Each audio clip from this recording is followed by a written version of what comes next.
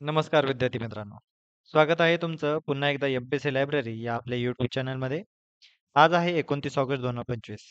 सुरू करूयात आजच्या चालू घडामोडी. सर्वप्रथम पाहूया कालचा एक प्रश्न. कालच्या व्हिडिओच्या शेवटी मी तुम्हाला एक प्रश्न विचारलेला होता. प्रधानमंत्री जनधन योजनेची सुरुवात कोणत्या वर्षी झाली? तर याचं योग्य उत्तर आहे पर्याय क्रमांक 1 2014. तर विद्यार्थी मित्रांनो, आपण कालच्या व्हिडिओमध्ये याबद्दलची डिटेल अशी माहिती पाहिलेलीच होती. प्रधानमंत्री जनधन योजनेची सुरुवात 28 ऑगस्ट 2014 रोजी पंतप्रधान नरेंद्र मोदी यांनी सुरू केलेली होती आणि याचं उद्दिष्ट होतं सर्वांसाठी बँकिंग. याविषयीचा डिटेलमध्ये व्हिडिओ आपण कालचा पाहिलेलाच असेल. नसेल तर तुम्ही पुन्हा एकदा रिवाइंड करून मागचा व्हिडिओ तुम्ही पाहू शकता. आता सुरू करूयात आजचे दिनविशेष. 29 ऑगस्ट 1831 मायकेल फॅरेडे याने विद्युत चुंबकीय प्रवर्तनाचा शोध लावला. 29 ऑगस्ट 1947 डॉक्टर बाबासाहेब आंबेडकर यांच्या नेतृत्वाखाली मसुदा समितीची स्थापना करण्यात आलेली होती आणि यासाठीचे कामकाजाचे दिवस होते 141. यामध्ये सदस्य होते 7 आणि या मसुदा समितीचे अध्यक्ष होते डॉक्टर बाबासाहेब आंबेडकर. 29 ऑगस्ट 1974 या दिवशी चौधरी चरण सिंग यांनी भारतीय लोकदल या राजकीय पक्षाची स्थापना केलेली होती. तसेच 29 ऑगस्ट हा दिवस राष्ट्रीय क्रीडा दिन म्हणून देखील साजरा केला जातो, कारण भारतीय हॉकीपटू मेजर ध्यानचंद यांचा आजच्या दिवशी जन्म झालेला होता. 29 ऑगस्ट 1905 या दिवशी त्यांचा जन्म झालेला होता आणि हा दिवस राष्ट्रीय क्रीडा दिन म्हणून त्यांच्या स्मरणार्थ साजरा केला जातो.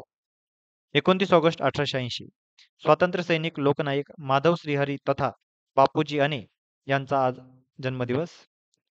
29 ऑगस्ट 1906 मराठी ख्रिस्ती वाङ्मयाचे जनक बाबा पदमनजी मुळे यांचे आजच्या दिवशी निधन झालेले होते. 29 ऑगस्ट 1969 लोकशाहीर शाहीर अमर शेख यांचे निधन आजच्या दिवशी झालेले होते.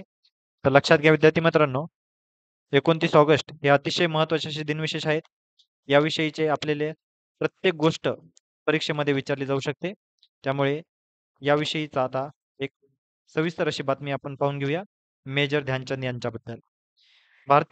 भारताचे हॉकीचे जादूगार म्हणून ज्यांची ओळख आहे असे मेजर ध्यानचंद 3 वेळा ऑलिम्पिक सुवर्ण पदक विजेते असलेले मेजर ध्यानचंद यांनी त्यांच्या खेळातील अप्रतिम बॉल कंट्रोल आणि गोल करण्याच्या कौशल्यामुळे सर्व जग थक्क असायचे. 1928 Olympic Amsterdam, 1932 Olympic Los Angeles आणि 1936 ऑलिम्पिक बर्लिन अशा 3 वेळा त्यांनी भारतासाठी सुवर्ण पदक जिंकलेले होते.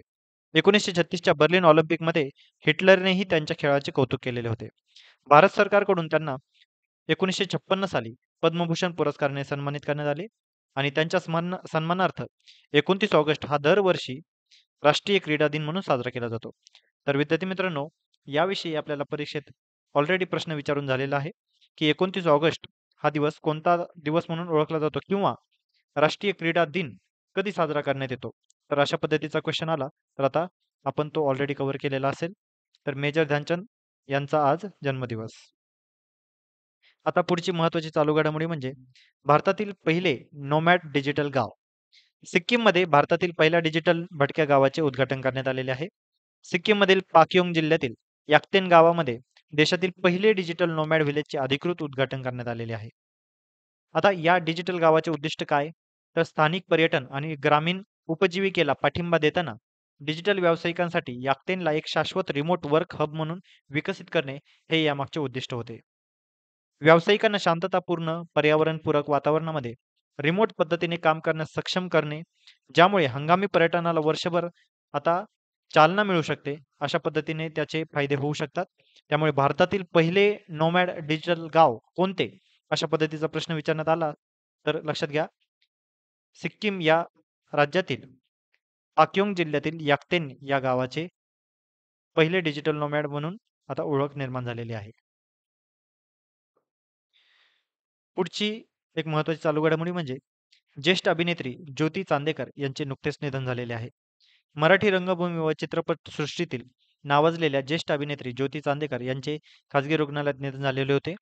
नाट्यसंपदाच्या बेईमान नाटकामध्ये नटश्रेष्ठ प्रभाकर पणशीकर आणि सतीश दुभाषी यांच्यासोबत दमदार भूमिका साकारून त्यांनी आपली वेगळी छाप पाडलेली होती. आमदार सौभाग्यवती या नाटकातून त्यांच्या अभिनयाची खरी ताकद प्रेक्षकांनी अनुभवलेली होती. तर ज्योती चांदेकर हे असं महत्त्वाचं व्यक्तिमत्व आपल्याला परीक्षेमध्ये विचारलं जाऊ शकतं. तर ज्येष्ठ अभिनेत्री ज्योती चांदेकर यांचं निधन झालेलं आहे. पुढची महत्त्वाची चालू घडामोडी म्हणजे 25वी शांघाय सहकार्य संघटना म्हणजेच SCO परिषद नुकतीच आता पार पडणार आहे. याची तारीख 31 ऑगस्ट ते 1 सप्टेंबर या दरम्यान ही परिषद पार पडेल. ही परिषद चीनमधील तियानजिन या ठिकाणी पार पडणार आहे. विशेष म्हणजे चीन यावेळी अध्यक्षपद भूषवत असून ही चीनद्वारे आयोजित केलेली 5वी SCO परिषद आहे. यामध्ये 20 पेक्षा अधिक देशांचे नेते आणि 10 आंतरराष्ट्रीय संघटनांचे प्रमुख सहभागी होणार आहेत. भारतातर्फे पंतप्रधान नरेंद्र मोदी हे सहभागी होणार असून 2019 नंतरची नरेंद्र मोदी यांची पहिलीच चीन भेट असेल. याआधी 15 जुलै 2025 रोजी तियानजिन येथे SCO परराष्ट्र मंत्र्यांची बैठक झालेली होती. आता SCO ही आपल्यासाठी परीक्षेच्या अनुषंगाने अतिशय महत्त्वाची संघटना आहे. कारण भारत, चीन, रशिया हे तीनही प्रमुख देश सध्याचं जिओपॉलिटिक्स पाहता ब्रिक्स आणि SCO हे दोन्ही संघटना आपल्यासाठी खूप खूप महत्त्वाच्या आहेत. आणि SCOची यावर्षी परिषद ही देखील आता परीक्षेमध्ये आपल्याला विचारली जाऊ शकते. तर आता थोडक्यात SCO बद्दल माहिती पाहूया. SCOची स्थापना 15 जून 2001 रोजी झालेली आहे. SCO याचा लाँग फॉर्म आपल्याला विचारला जाऊ शकतो तो म्हणजे शांघाय सहकार्य संघटना. यामध्ये अधिकृत भाषा म्हणून चीनी आणि रशियन अशा 2 भाषा वापरल्या जातात. SCOचे संस्थापक सदस्य आहेत चीन, रशिया, कझाकिस्तान, किर्गिस्तान, ताजिकिस्तान आणि उझबेकिस्तान. यामध्ये भारत आणि पाकिस्तान 2017 साली सामील झालेले आहेत. तर इराण 2023 साली आणि बेलारूस 2024 साली स्थापन झालेले आहेत. यामध्ये एकूण 10 सदस्य देश आहेत आणि 2 निरीक्षक देश असून 10 संवाद भागीदार देश आहेत. तर लक्षात घ्या 15 जून 2001 रोजी SCO या संघटनेची स्थापना झालेली होती आणि यामध्ये भारत आणि पाकिस्तान हे दोन्ही देश त्यानंतर 2017 साली समाविष्ट झालेले आहेत. SCOची प्राथमिक उद्दिष्ट काय आहेत?